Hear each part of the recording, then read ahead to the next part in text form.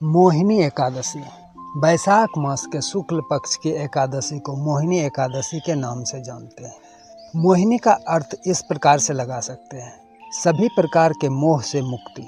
हम मानव सुख, शांति और समृद्धि की लालसा में इस भौतिक संसार के माया मोह में ऐसे उलझकर रह जाते हैं कि इससे निकल ही नहीं पाते। यहाँ तक कि बाहर निकलना भी चाहे तो नहीं निकल पाते हैं। हम मानवों का इस संसार में आवागमन का मुख्य कारण तो मोह माया ही है, जिससे सामान्य मानव तो विरक्त हो ही नहीं सकते। तो फिर इस माया मोह से मुक्ति कैसे मिले?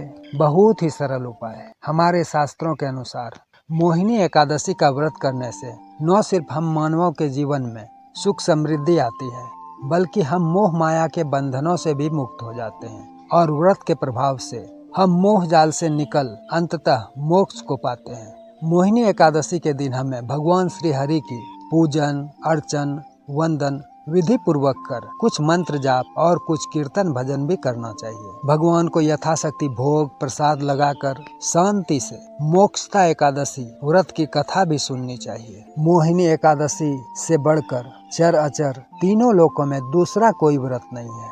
यज्ञ, तीर्थ, दान आदि इसके 16वें भाग के बराबर भी नहीं है। इसको पढ़ने और सुनने से हजारों गोदान करने का फल मिलता है। तो आइए आप भी सुने मोहिनी एकादशी व्रत की कथा। कथा इस प्रकार है।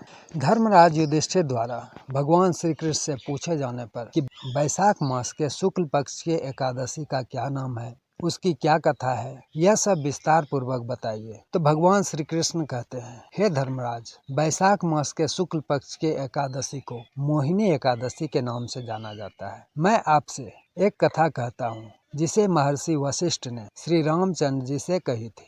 राजन, आप कृपया ध्यान पूर्वक सुने। एक समय श्री राम बोले कि हे गुरुदेव, कोई ऐसा व्रत बताइए जिससे समस्त पाप और दुख का नाश हो जाए। मैंने सीता जी के वियोग में बहुत दुख भोगे हैं। महर्षि वशिष्ठ बोले, हे राम, आपने बहुत सुंदर प्रश्न किया है। आपकी बुद्धि अत्यंत शुद्ध तथा पवित्र है। यद्यपि आपका नाम स्मरण करने से मनुष्य पवित्र और शुद्ध हो जाता है, तब भी लोक हित में यह प्रश्न अच्छा है। बैसाख मास में जो एकादशी आती है उसका नाम मोहिनी एकादशी है। इसका व्रत करने से मनुष्य सब पापों तथा दुखों से छूटकर मोह माया से मुक्त हो जाता है। मैं इसकी कथा कहता हूँ, ध्यान पूर्वक सुनिए। सरस्वती नदी के तट पर भद्रावती नाम की एक नगरी है। द्युतिमान नामक चंद्रवंशी राजा यहाँ राज करता था। यहाँ धन्य धान से संपन्न पुण्यवान धनपाल नामक वैश्य भी रहता था। वह अत्यंत धर्मात्मा और विष्णु भक्त था। उसने नगर में अनेक भोजनालय, प्याऊ, कुएं, सरोवर, धर्मशाला आदि बनवाए थे। सड़कों पर आम, जामुन, नीम आदि फलदार वृक्ष लगवाए थे। उनके 5 पुत्र थे। इसमें से 5वां पुत्र दृष्ट बुद्धि महापापी था।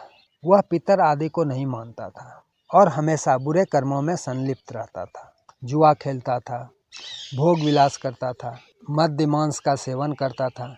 इसी प्रकार अनेक कुकर्मों में वह पिता के धन नष्ट करता रहता था। इन्हीं कारणों से त्रस्त होकर पिता ने उसे घर से निकाल दिया। घर से बाहर निकलने के बाद वह अपने गहने कपड़े बेचकर अपना निर्वहन करने लगा। जब सब कुछ नष्ट हो गया तो सभी ने उसका साथ छोड़ दिया।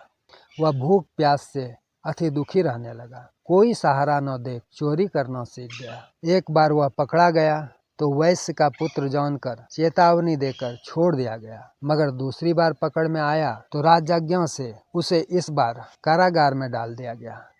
कारागार में उसे अत्यंत दुख दिए गए।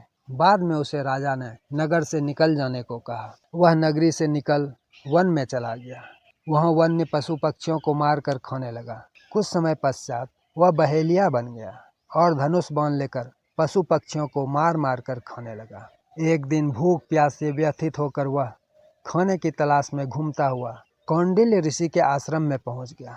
उस समय बैसाख मास था और ऋषि गंगा स्नान कर आ रहे थे। उनके भीगे वस्त्रों के छींटे उस पर पड़ने से उसे कुछ सद्बुद्धि प्राप्त हुई। वह कौंडिल्य मुनि से हाथ जोड़कर कहने लगा, हे मुनि, मैंने जीवन में बहुत पाप किए हैं। आप इन पापों से छूटने का कोई साधारण बिना धन का उपाय बताइए। उसके दीन वचन सुनकर मुनि ने प्रसन्न होकर कहा कि आप बैसाख शुक्ल की मोहिनी एकादशी का व्रत करो। इससे अनेक जन्मों के किए हुए मेरू पर्वत के समान समस्त पाप नष्ट हो जाते हैं। मुनि के वचन सुनकर वह अत्यंत प्रसन्न हुआ और उनके द्वारा बताई गई विधि के अनुसार व्रत किया।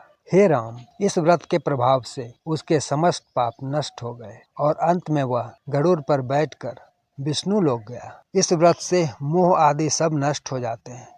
संसार में इस व्रत से श्रेष्ठ कोई व्रत नहीं है। इसके महात्म को पढ़ने से अथवा सुनने से 1000 गोदान का फल प्राप्त होता है। आप सबों को मोहिनी एकादशी की हार्दिक शुभकामनाएं।